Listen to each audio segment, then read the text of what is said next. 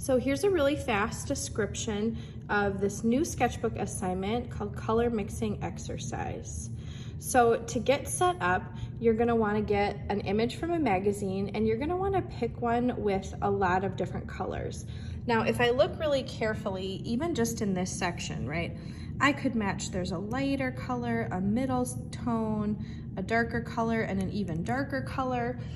So you could mix up different values of the same color and that would count in this exercise. I wanted to challenge myself and be able to mix a variety of colors, so I chose an image like this.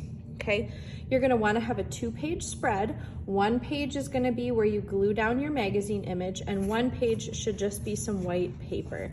I'm working on an old book, so I glued some drawing paper down. Then the next step is cutting and gluing your image. You can do this however you'd like. You can see how I chose to do mine. I just sliced my image in 3 different places. And the reason you want to do that and not just glue the flat image down is because the colors that I wanted to be able to mix, I need to be able to put my color right next to that so I can match it as closely as possible, okay? So then the next thing you're gonna need to get is a palette, and this is hard to see because there's a whole bunch of dried paints on there, but you're gonna just get a tiny amount, like this much, of a handful of different colors, and I have those colors listed out on the sketchbook assignment, but you're gonna wanna do a little bit of each of those colors because as you're mixing these, you're gonna be choosing some unexpected colors to match it exactly. Okay, and then you can see here, I worked one color at a time. So here was my first color that I mixed, and I was trying to match one of the golden browns in the table here, and I ended up kind of matching both of them. It's not perfect. I worked really hard to get these, and now that I'm like looking back, especially when I see them on video, they're not as perfect as they could be, but they're pretty good.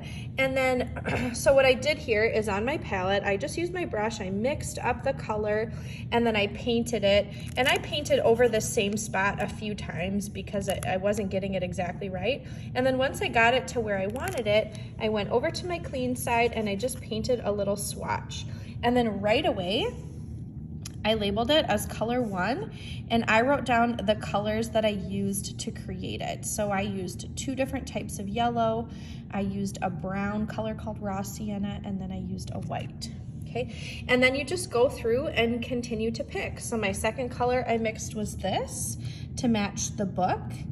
And then once I mixed up that color and I painted it, again, I went over the same spot a couple of times. I went over here, I used what was left on my brush and just painted a little swatch, and then I wrote down the names of the colors. Now, just to kind of show you, what I mean by those unexpected colors. So to get this color, I used a primary red, which is just your bright red. I used a blue, a purple, and a white. Little bits and different variations of those colors. Small amounts of the blue and the purple were what got me the color that I wanted. Because if I was just using this primary red and maybe mixing white into it, it was gonna look too red. And if I look really close, you might say, oh, that's a red book. But if you're really looking close, you're gonna notice little hints of like a cool purple. So that's the point of this exercise, is being able to look at these colors and play around with small little bits of paint.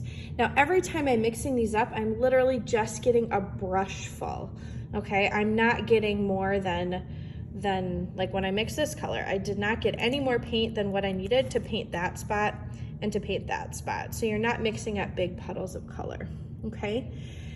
So to recap some big tips, you wanna make sure you get your palette set up with all the colors that you want.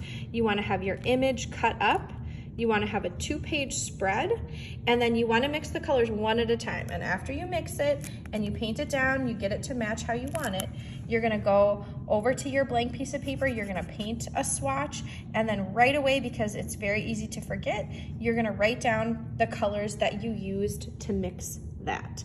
And again, you're gonna do the best that you can. This one is gonna be a little bit of a challenge. You might have to elicit some help. Watch those videos that I have linked for you. That can kind of help you because sometimes you're gonna have to mix some colors in that you would not imagine you would have to use. Have fun with it.